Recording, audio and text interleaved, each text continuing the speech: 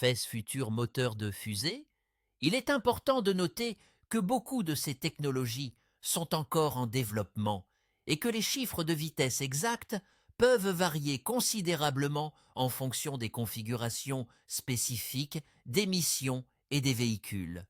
Cependant, voici un aperçu des concepts les plus prometteurs. Moteur à onde de détonation, pulsé, PDE, moteur à onde de détonation rotative, RDE. Ces moteurs utilisent des détonations contrôlées pour produire une poussée plus efficace que les moteurs à combustion classiques. On estime qu'ils pourraient potentiellement atteindre des vitesses hypersoniques élevées, peut-être de l'ordre de Mach 5 à Mach 8, environ 625 km à 9,7 km, voire plus dans certaines configurations. Moteur à propergol solide avancé. Bien qu'il ne soit pas fondamentalement une technologie nouvelle, les avancées dans les propergols solides et la conception des moteurs pourraient permettre d'atteindre des vitesses plus élevées et des impulsions spécifiques améliorées pour les étages supérieurs des fusées. Les vitesses dépendraient de l'application, mais pourraient dépasser Mach 25, environ 30-605 km en orbite, moteurs à propulsion électrique, ionique, magnétoplasmique.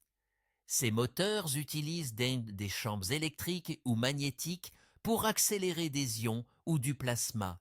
Bien qu'ils produisent une faible poussée, ils sont extrêmement efficaces en termes de consommation de propergol sur de longues durées.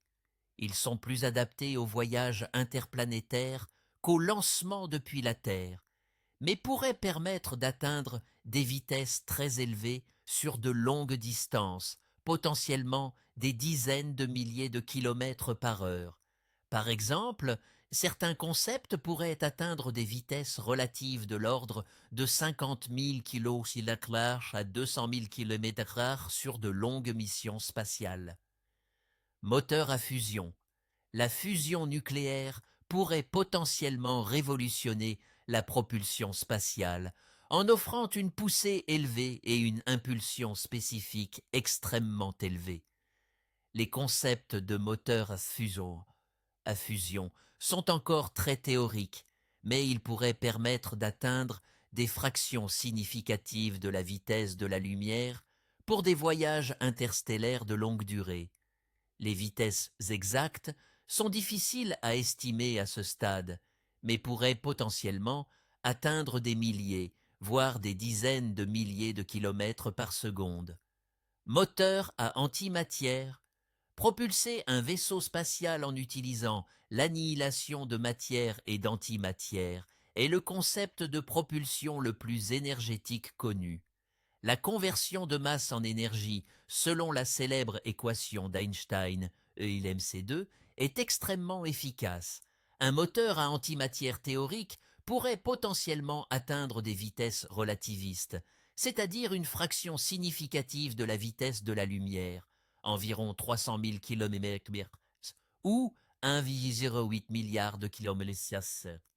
Cependant, la production, le stockage et le contrôle de l'antimatière représentent des défis technologiques majeurs qui n'ont pas encore été résolus.